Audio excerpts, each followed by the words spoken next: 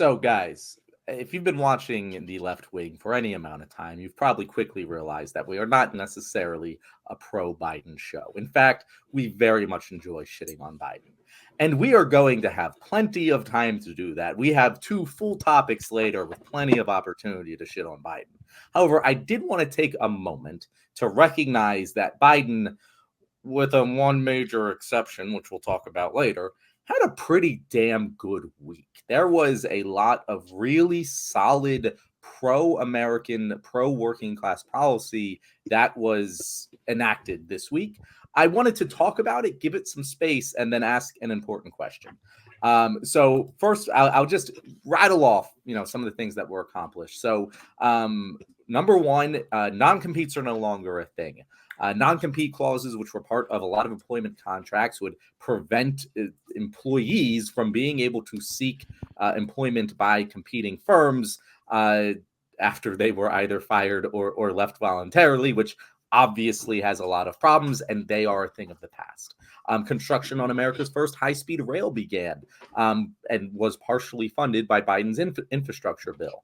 The Department of Labor raised the threshold for mandated overtime pay, qualifying over 4 million Americans to receive that. And for those who are confused of how the threshold was raised, it's for salaried workers. So previously, I think it was like $36,000 and under, you didn't qualify, or you did $36,000 and over, you didn't qualify for overtime pay if you worked more than 40 hours a week and were salaried. Now that threshold is at like 58,000.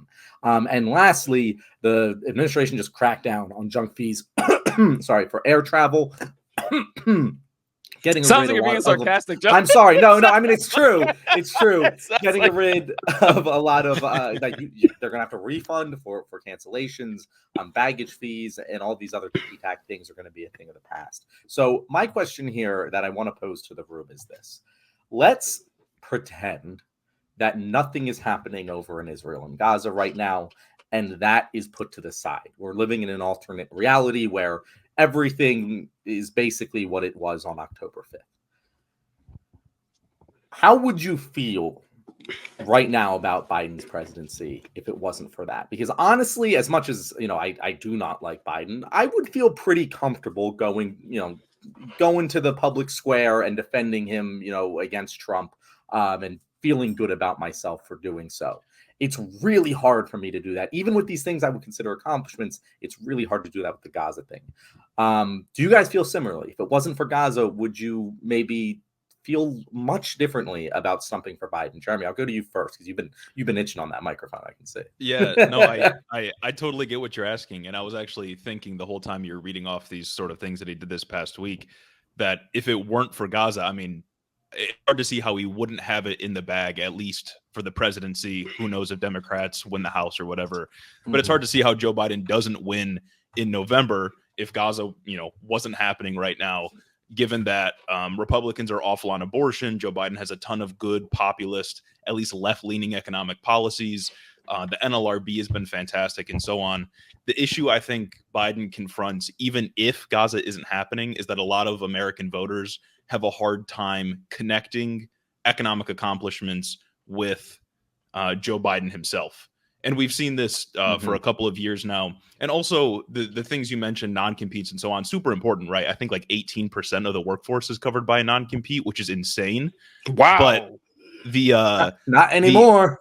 Yeah, right. Well, but the thing is, like, the economic effects from air travel fees or non-competes and so on take a while for people to actually feel. It'll be maybe a year or two before the real economic impacts are felt from these policies. They're all good policies, but who knows if it's close enough to make a difference. But of course, the major problem here is that Joe Biden's entire presidency now, for a lot of left-wing voters, is colored by how awful he is on Gaza, and there's not a ton he can do about that now.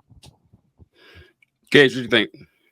I think if we're not considering Gaza and we're thinking about Joe Biden's presidency kind of as a whole, like you said, before October 7th, say on October 5th, I think there has been a lot of really good things done. Obviously not as much as I, as a leftist, as a progressive, would have wanted economically, but he has, like you've all mentioned, done great things. I would say, though, what would, I guess, stop me from being an ardent Biden supporter is something we've been covering on our pod for a long time now.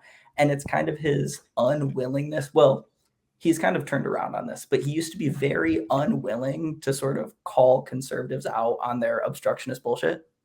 And there's a lot of instances where he allows rhetoric to slip rightward when it comes to public discussion. And especially when we look at things like immigration right now, the immigration issue is a huge issue outside of what's happening in Gaza, where he is just ceding ground to the right. Wait, no. He's not ceding ground. He's just being the right. Moving as far to the right as he possibly he can. is just moving Democrats to the right. Yes.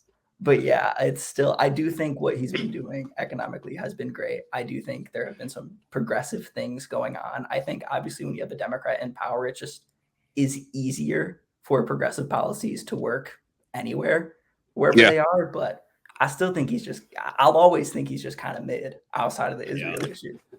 So, all right. John, you asked, I think you asked two questions. You asked, how would, if Gaza wasn't going on right now, how would I feel about Biden's chances of winning? And how would I feel about publicly supporting him? I think those two questions you asked there. I don't think I asked the first question, but go ahead and answer. Oh, really? Okay. Okay. All right. Well, all right. I misheard it then. All right. So, well, I would feel the same, honestly. I think I'd feel the same. I don't think it would change anything for me in how like his chances of winning. I don't think that not in chances. I guess his chances are lower with Gaza, like that, absolutely. But I still think he would win either way. But I don't think I would feel like super jazzed about it either, because like Gabe's talking about that these things are important. Like there are some things that are like, a lot of people don't fly. Like we're talking about like the flight things and stuff. I think if you fly on planes a lot and you travel a lot and you start to think other people do, like I've met people who've never left their state. I think most people I talk to have never left their state one time. They've never hopped on an airplane. So they hear that, if your flight is delayed by 3 hours, you get your money back. It's like, okay, great. I mean, I've never been on an airplane before. And so they would think that it's easy to dismiss. I did. And then like the salary thing, that's big. I didn't know the non-compete thing. I didn't know 18% of people were covered by non-competes. That is wild. And I only saw this because, did you guys see the interview with Jake Tapper talking about the non-competes? Did you guys see that yesterday? It was so glorious. Jake Tapper was on there, and I don't know who he was interviewing, but he was talking about non-competes, and he says, yeah, so, these non-competes are pretty restrictive, and it's not fair to workers. I have a non-compete, for example, he just kept talking about his non-compete for like 3 years, like, looks like Jake Tapper is shopping himself around here. That was pretty golden. That was fantastic to see. Just in case anyone is wondering, my non-compete clause is no longer binding.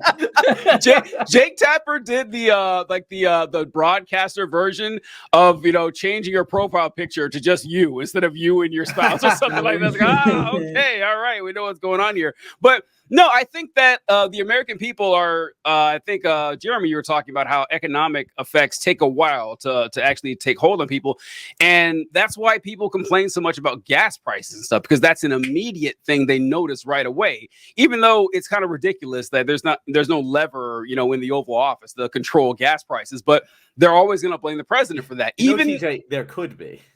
All right. We choose not to have that. But that's true. We can have that. We need a nationwide referendum for the gas prices switch. But like, even if it doesn't make sense, like people will harken back to 2020, back when it cost more money to store oil and gasoline than it was actually worth. Like it was worth less than $0. So yeah, gas was $1.95 or $2.15 for the first time in Earth, and everyone thinks, oh my God, gas was so cheap under Trump. Why can't Biden get gas prices down to $2 again when that can't happen without collapsing the economy? So people are kind of myopic when it comes to this stuff, and I don't want to dismiss the stuff that Biden did, because it is good. On the margins, it does help, but in general, I still think he'd be all right either way.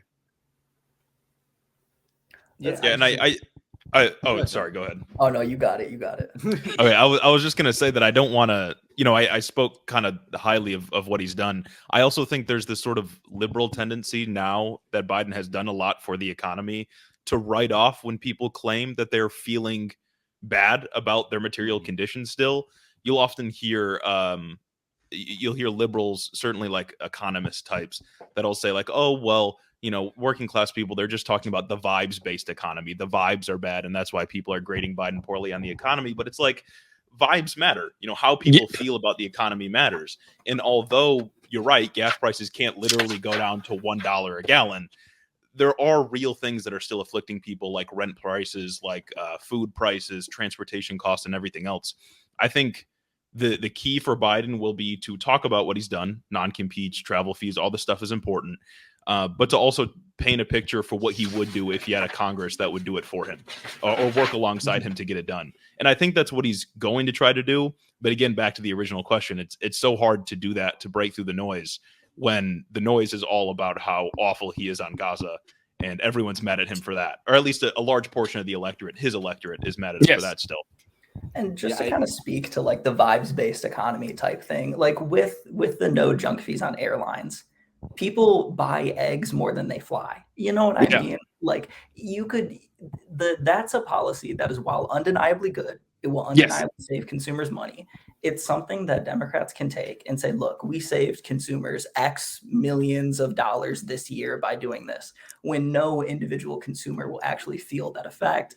And when you tout those things as major policy wins rather than a stepping stone that we should be doing along the way, you create that disconnect. Mm-hmm.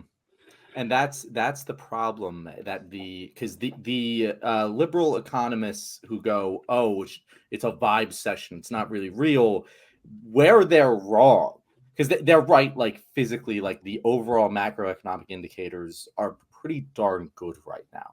Mm-hmm. But the thing that they always fail to understand is that the vibe session isn't because of general indicators. The thing that pisses people off, and this has been studied over and over again ad nauseum, and I'm really pissed at economists for not understanding this, because it is at its face behavioral economics.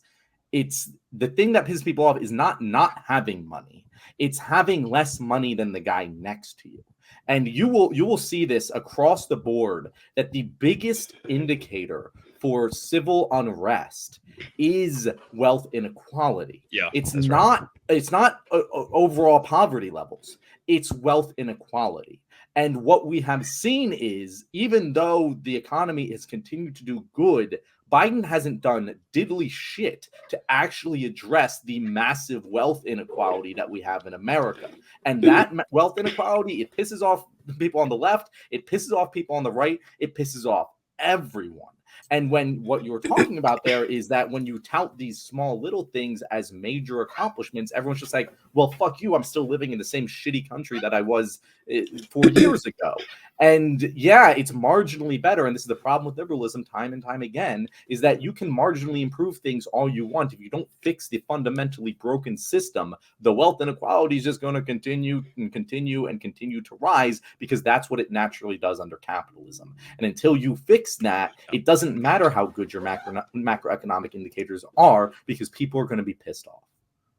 All right, guys, thank you very much for watching this show today. Depending on which show you watch from this week, you either just watched a video of us complimenting Joe Biden or absolutely shitting on him, or maybe us shitting on the Republicans. So it was a wide array of what we got to shit on this week. And of course, we go after Republicans too, because they're pretty bad. But got to shit on Joe Biden every once in a while. He's the guy in power after all. So and Jeremy, if people want to hear you shit on Joe Biden some more, where can they find you? Head in the Office podcast, or just Head in the Office, available on all platforms. What why was that? What's up? I'm Gage. I'm also with Head in the Office. I swear we're professionals here, folks. Thanks a lot for tuning into the show. We really appreciate you guys. If you're curious about my favorite thing to shit on, that would be Tucker Carlson's mom. It's made even more fun to do it because she's dead. So please join into the show next time. We really appreciate it. Thanks.